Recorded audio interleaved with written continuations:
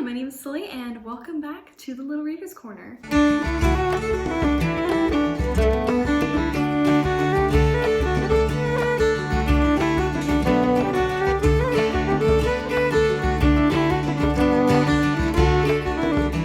I'm in a different place. This is currently my corner, so here we go. So today I'm going to talk about my TBR for The Owls, hosted by G at Book Roast.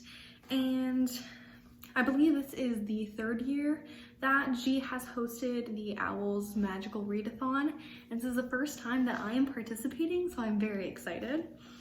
And I have my little spread for what I'm going to do. So there are a lot of different careers that you can choose from in the careers guidelines. And I chose to do a journalist/writer since I am a journalist for my job currently and I am a writer in my free time. So it seems like the perfect fit. Also, the amount of books that I have to read for this TBR is relatively low, which works out perfectly for me and how weird April is going to be. So without further ado, let's get into it. So there are different prompts for the different classes that you have to take, and as a writer/journalist, I need to take History of Magic, Muggle Studies, and then one other subject of my choosing. So the prompt for History of Magic is Witch Hunts, a book featuring a witch or wizard. And for that, I'm going to be buddy reading Sword in the Stars by Amy Rose Capetta and Corey McCarthy.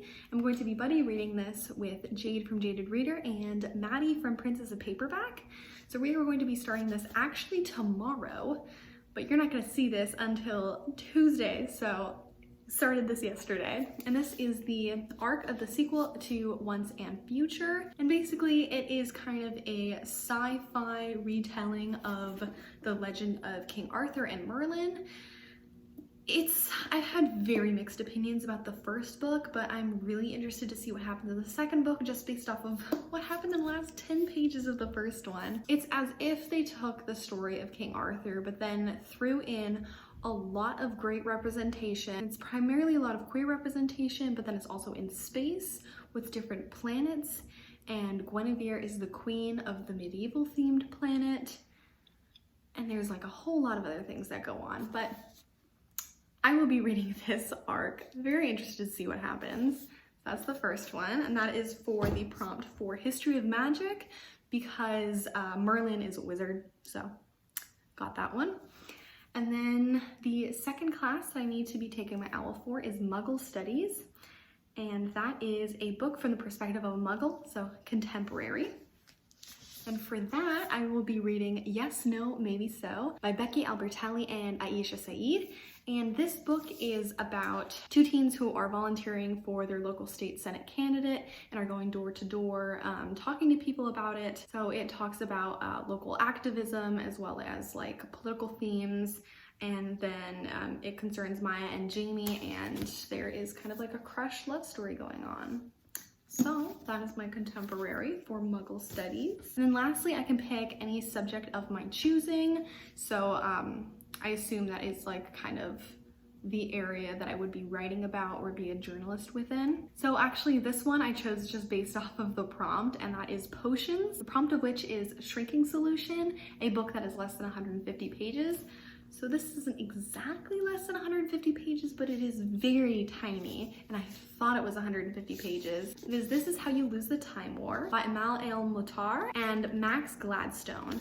So this is a really cool book. I have already listened to some of it on audiobook, but I have to restart it because I was in the middle of finals and I wasn't able to finish. And it's something they have to kind of like read all the way through. So it's about two different time agents, and it is in the future.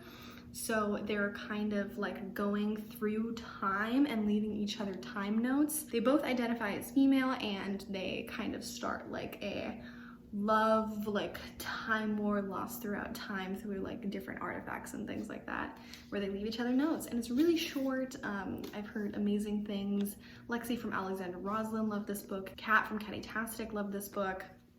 I love time travel. I'm planning on reading a lot of time travel books soon, so yay! So those are the books that I'm going to be reading for the Owls, for the Magical Readathon. I'm very excited to finally be participating. I'm very grateful and excited that the career that I wanted to do has so few prompts because I'm just not able to participate in readathons that have so many prompts because I get really stressed out. So I'm glad about that. There are 2 more books that I want to talk about that aren't a part of the Owls or Magical Readathon. These are just part of my TBR for this next month. The first one of which is Crescents, House of Earth and Blood by Sarah J. Maas. I don't know where my cover is. I had it the other day, but it's such a big book that I keep taking the cover off, and now I have lost it, so. I'm currently on chapter, I think like 15, around like page 160 or so.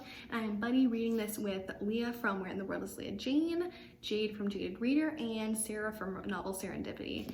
And so far we are having a great time. We all have like different experiences and like thoughts of Sarah J. Maas. I personally have read every single Sarah J. Maas book that's published, and I enjoy her work. I do have like some just general critiques of like her writing style, but as I do with every single author, I have really enjoyed her stories. That is just my opinion. You don't have to, that's fine. So this is a urban fantasy. It is quite thick, although the pages are pretty thin so you can't tell. I think it's about 800 or so pages depending on what format you get it in. It's 27 hours on audiobook. So it is about Bryce, and she is half human, half fae, living in this kind of like modern fantasy city. And after a really tragic event, she is tasked by a government official to track down a murderer and like demon summoner with Hunt, who's like an indentured servant to the government, but is also an angel and is also kind of like a demon hunter, I think. But yeah, it's a pretty complex story. There's like a lot of different characters. The world building is just off the charts. There's a lot going on all at once. So it's gonna take me some time to get through this. So I plan to continue reading this next month. But so far I am enjoying it. And then one more book that I hope to finish in April, but if I don't, that's fine because I have a limited number of books with me right now, so, you know, the more I can save. That book is An Affair of Poisons by Addie Thorley, and this book is kind of like a historical fiction-esque, like very much fiction, but it's kind of based, I think, in like an older time period within France. I think it takes place in Paris, and it's about a 17-year-old alchemist and then the royal bastard, and there is some kind of like poisoning going on, and the alchemist knows a lot about like helpful cures and things like that, but she also deals with different poisons, and then I think the king is poisoned, and then the royal bastard has to take over that position, and then he runs into the poisoner alchemist who may or may not have been involved with the poisoning of the king or something like that. I don't know, but I'm excited to read it and it looks pretty. So those are all of the books that I'm going to be reading, hopefully, maybe, in April. If I don't get to all of them, that's fine because that's life and I have a lot of things going on, so it's fine. If you'd like to subscribe or comment or like this video, I would be muchly appreciated. Please tell me if you are participating in the Owls Magical Readathon or if you have something exciting on your TBR for next month. Until then, enjoy a good book and I'll talk to you at some other time. Goodbye!